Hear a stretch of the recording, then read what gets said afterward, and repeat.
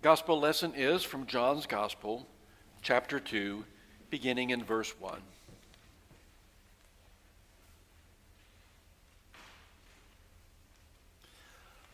On the third day, there was a wedding in Cana of Galilee, and the mother of Jesus was there. Jesus and his disciples had also been invited to the wedding. When the wine ran out, the mother of Jesus said to him, "They have no wine." And Jesus said to her, "Woman, what concern is that to you and to me? My hour has not yet come." His mother said to the servants, "Do whatever he tells you." Now standing there were 6 stone water jars for Jewish rites of purification, each holding 20 or 30 gallons. Jesus said to the servants, "Fill the jars with water." And they filled them up to the brim. He said to them, "Now draw some out and take it to the chief steward." So they took it. When the steward tasted the water that had become wine and did not know where it came from, though the servants who had drawn the water knew, the steward called the bridegroom and said to him, "Everyone serves the good wine first and then the inferior wine after the guests have become drunk. But you have kept the good wine until now." Jesus did this, the first of his signs, in Cana of Galilee, and revealed his glory, and his disciples believed in him. This is the word of the Lord. Thanks be to God. I'm sure that every clergy person has their own stories of wedding mishaps or miscues or things that they didn't expect. I know that Helen and I certainly have our share of them. We've had bridesmaids pass out in the wedding ceremony. I remember a bridesmaid who was expecting. I'm not even sure people knew that, but she hadn't eaten anything all day, and so boom, she fell over, and somebody jumped up from the front pew and came up and helped her up, and we carried forward, and the wedding went off fine. I remember a wedding, I think Will was playing the organ, and was for a couple that we didn't know, but a couple fairly prominent in Orlando, and they had hired a expensive soloist, a friend of theirs, to come in from California and to sing a solo. And then they had hired a guitarist, a fellow from up at Stetson, I believe, to come down and accompany her on the guitar. They had never gotten together, but they kept saying, "This soloist is incredible, this soloist is incredible." When we got there, as they started to sing, it became pretty obvious the soloist didn't know the solo at all. And she just kept trying to make her way through that, and the poor guitarist was playing until finally she just stopped and turned and said to the guitarist, "Well, at least I knew the music," and walked off. And we're all just kind of standing here looking, "Oh, okay."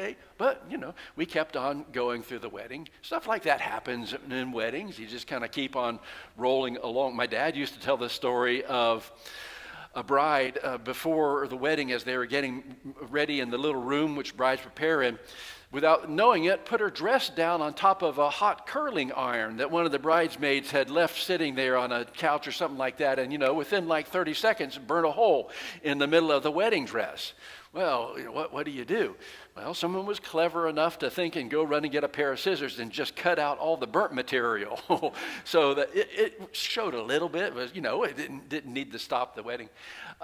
Daniel Piazza might remember this. I remember at one of the Piazza daughters' wedding, Mr. Piazza was escorting his daughter down the aisle. This is elegance and dignity. He had his robe on, and about halfway down the aisle, his sandal came off. And he was still continuing to try and walk by holding one foot back and catch the sandal with it all the way up. It was the most interesting kind of procession I'd seen anybody do until they got all the way to the front. Well, stuff like that happens. There's little mishaps, little miscues. But, there are some wedding things that just become disasters. You may remember the author Robert Fulghum. He wrote the book a long time ago, Everything I Ever Needed to Know I Learned in Kindergarten. And then he wrote another book called It Was on Fire When I Lay Down on It. In that second book, Robert Fulghum, it turned out, was a clergyman, and he recounted one of the ceremonies that he had officiated at. And he said this was a really over-the-board wedding, and what made it over the board was the mother of the bride. This was her daughter, and she had taken the occasion to make sure that this was going to be the grandest, most elegant, most expensive, most extravagant ceremony ever conducted before in their particular community. She had hired a 16-piece orchestra to accompany the whole wedding thing, and it just got overboard. More and more and more kept getting piled on, and the more she embellished it, the more anxious and nervous the bride, her daughter, got, until by the day of the wedding, she had been just almost reduced to a basket case, just doing whatever her mother wanted her to do. There were 9 attendants in the wedding, and the mother had taken her place. And while that long period of time was going on for the bridesmaids to slowly make their way up the hall of the sanctuary, the bride was over in the reception hall at the church waiting for her turn to come in, waiting there with her father. And to calm her anxiety, she just started to go along at the tables which had already been set and nibble at some of the food. And so she ate a few mints, and then she ate a cracker with some cheese on it.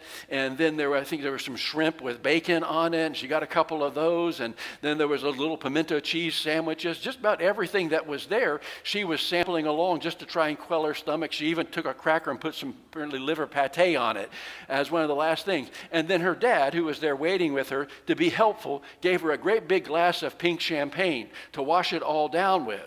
So that finally, after all the bridesmaids made their way in, Robert Fulham looked back and saw the bride and her father standing in the doorway, and noticed that the bride was a shade of green that he had never really seen before. And she started to make her way down the aisle, and getting greener and greener as she made her way down, until she got practically to the front, where she turned to where her mother was seated and proceeded to just throw up all over her mother. And then as he wrote, and not just her mother, she threw up on the chancel area, and she threw up on some of the bridesmaids, and she threw up on some of the groomsmen. It was just the biggest mess, and then she fainted. And so they had to just stop the wedding at that point, and they dismissed everybody over to the reception and tried to regroup. They cleaned everything up as best they could. They dismissed the orchestra. There was one flute who said she would stay and play. And then finally, they called people back over and got the bride up, and the groom literally held the bride for the whole rest of the ceremony there in his arms, and they said it was the tenderest thing he'd ever seen, the most tender kiss by the end of the wedding. He remembered that. But he said that wasn't the biggest and most important thing. The most important thing, they said, was the party that took place 5 years later on their wedding anniversary. You see, the whole thing had been videotaped. The mother of the bride had gotten 3 videotape people to video the whole thing. And then she held a big anniversary party, and they all watched the videotape of the wedding again. And the mother of the bride at this point finally had kind of reconciled herself to everything that had gone on. She had forgiven her husband, forgiven the bride the champagne and stuff in the reception hall. And she was just able to delight in it. And they all laughed and watched and put on slow motion the things that happened there in the front. And it became the best party and best celebration that they had ever had. A real moment of grace, Robert Fulham remembered, when that mother could join together with her beautiful daughter and her husband and celebrate their wedding. That's the kind of disaster you don't, I think, want to have happen, Nancy, at the wedding that you have coming up, I'm sure. And such a thing would never happen. You wouldn't worry about something like that. I don't know. You might describe this wedding ceremony that we read about in John's Gospel. Would you describe that as a wedding disaster? I don't know. A wedding where the wine runs out, the party's over. Why would something like that happen? Poor planning, poor attention to detail, poor hospitality. Doesn't really say. Who's to say why the wine ran out? Just says that the wine ran out. Doesn't say that the wine ran out right as the party was getting started. It doesn't say that the wine ran out before all the guests had arrived. It just said when the wine ran out, when the wine gave out. You know, wine can't last forever, can it? Maybe they just drank it all. Maybe the father of the bride was saying, it's time to get these people out of here. Let's cut the wine off. Who knows? It just says that the wine ran out. Is that the end of the world? I don't know. It doesn't have to be. Is it a wedding disaster? I don't know. I guess it depends on the cultural context and the setting of the wedding, whatever. But what seems to be clear in this story is that It represents a lack of something, the absence of something, in contrast to the presence or abundance of what had been. There was wine at the wedding. It was wonderful, but the wine ran out. Throughout the Bible, wine and weddings are symbols of abundance and joy and celebration and goodness. They're signs of hospitality and welcome. You may remember Isaac blesses his son Jacob, even though he thinks it's Esau, it's really Jacob, but he blesses him. May God give you the dew of heaven and the fatness of the earth and plenty of grain and wine. It's abundance. It's blessing.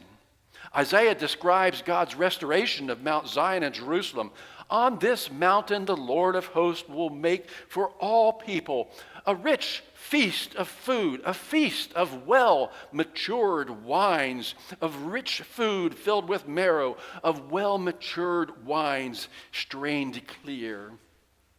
Jesus said that the kingdom of heaven is like a king who gave a great wedding banquet for his son. And then when the scribes and the Pharisees started to complain to Jesus, why don't your disciples fast and pray like John's disciples do? You're spending too much time eating and drinking. Jesus turned to them and said, you can't make wedding guests fast while the bridegroom is with them, can you?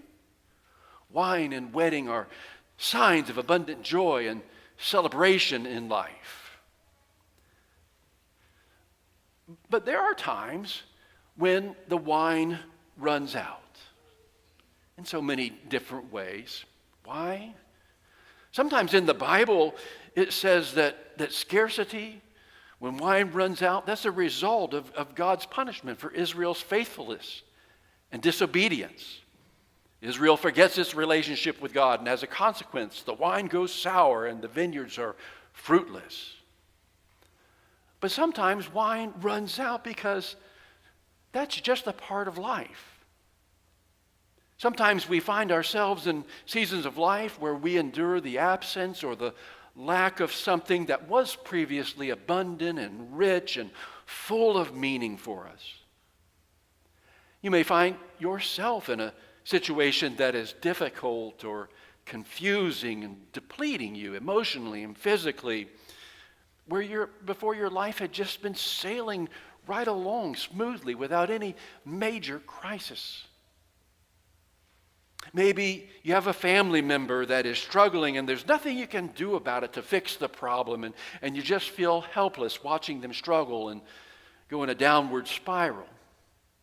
Maybe you've lost a spouse and suddenly find yourself alone after years and years of love and friendship. Maybe you face a serious illness after never really having had a health crisis before in your life. Maybe you've poured yourself into your work for years, giving it your best energy and your best time, and now all of that work just doesn't seem to matter or to make a difference, and you realize that you're empty and you don't have anything else left to give. Sometimes the wine runs out. It's a fact. It's inevitable.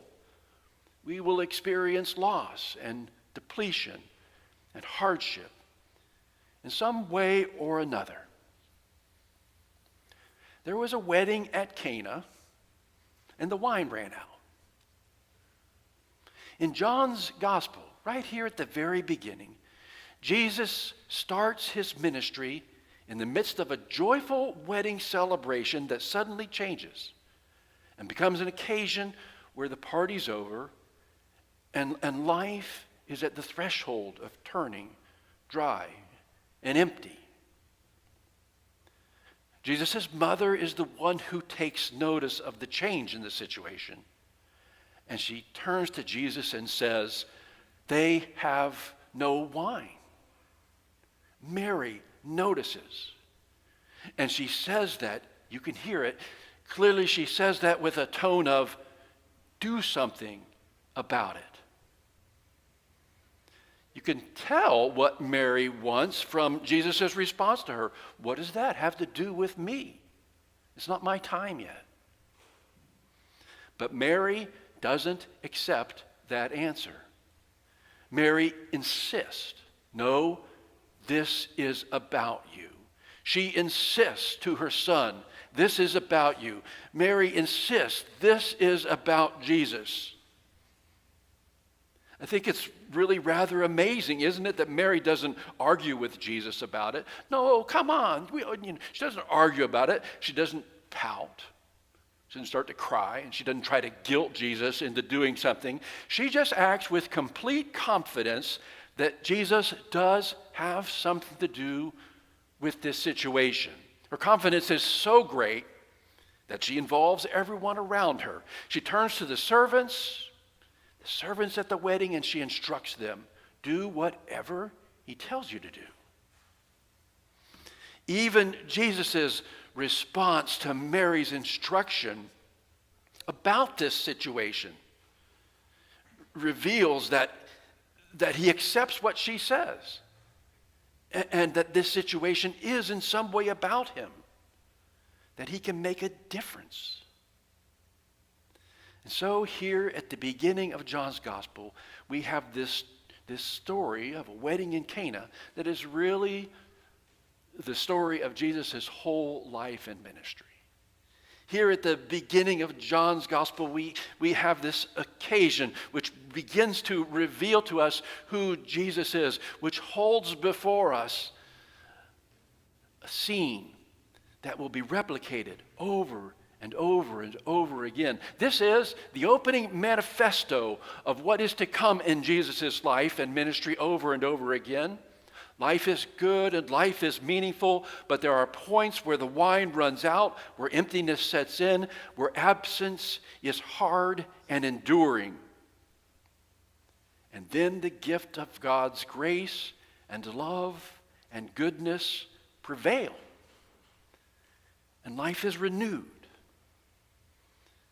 This, John says at the beginning of his gospel, is going to be the pattern and promise of our faith.